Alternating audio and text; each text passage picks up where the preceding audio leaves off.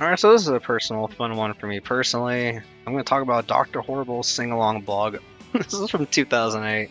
Yeah, this is an old one for me. Like, this is kind of nostalgic for me when it comes to the way I view movies.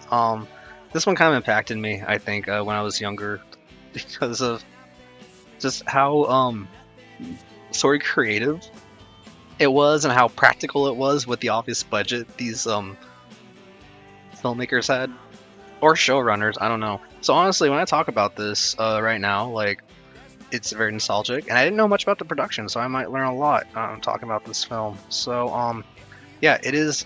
The executive producer is Josh Whedon. I'm not really sure who directed it.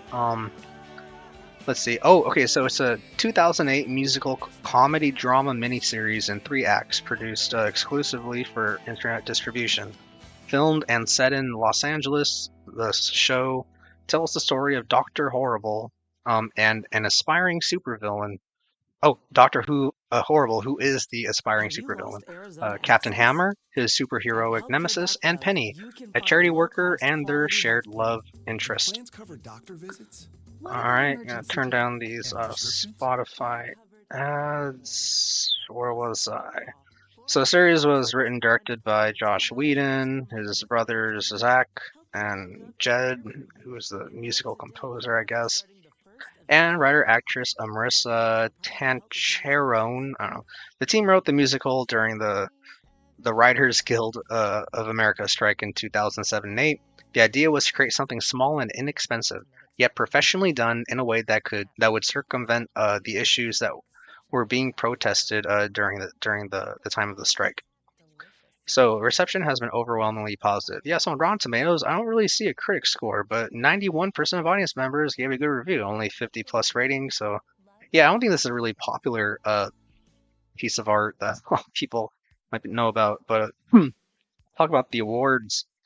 So at the 2009 Streamy Awards, yeah, it won Audience Choice Award for Best Web Series, Best Male Actor Neil Patrick Harris, Best Directing for Comedy Web Series, Best Writing for Comedy Web Series, Hugo Awards, Best Dramatic Presentation Short Form, the People's Choice Awards, Best Internet Phenomenon Award, uh, Primetime Creative Arts Emmy Awards. It won for Outstanding Special Class Short Format Live Action Entertainment Programs.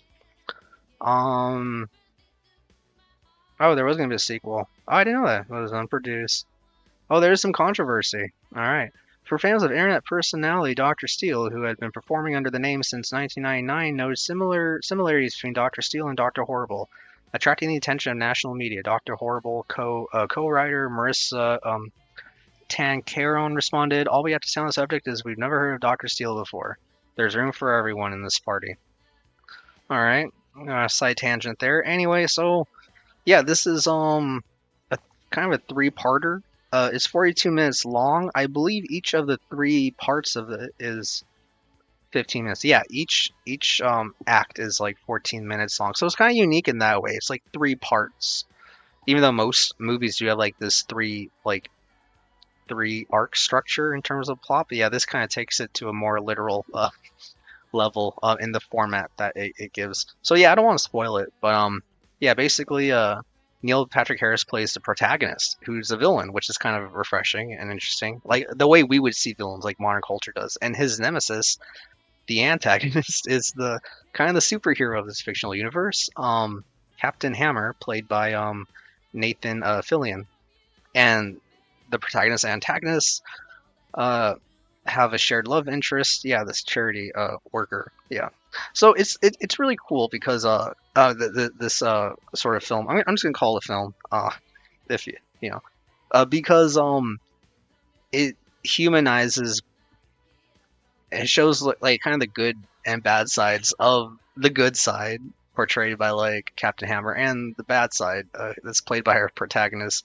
It has a really really like a easily accessible way of like showing these dynamics and dualities and how they kind of play off each other, in a fun way. Because this is definitely not that serious of a film, but like there are interesting emotional moments, like especially since it's a musical and I'm a piano player. Like I like the custom songs they made for this movie. Um, I some of them have been in my head like for years after watching it because they're either really catchy or or like relatable. Like it's a good musical, and I would say even if you're into like romantic comedies, this is like I'm not gonna call it that, but it would probably be like a weird outlier in terms of the genre of romantic comedy. Um, but yeah, because I don't really want to spoil it, so I don't really want to say too much about it. But yeah, if you're into like superhero films, I guess, or in this case, super villain films, live action, and if you like musicals, like this is such an interesting blend of like different genres, and it's like really practically made, like so there's not a lot of CGI. It's kind of a more old-fashioned filmmaking. When I look back on it, and it's kind of nice like that nostalgic sense. So anyway, yeah, that's Dr. Horrible's sing along blog. If any of that sounded interesting, I recommend you check it out. So until then, take it easy, y'all. Peace.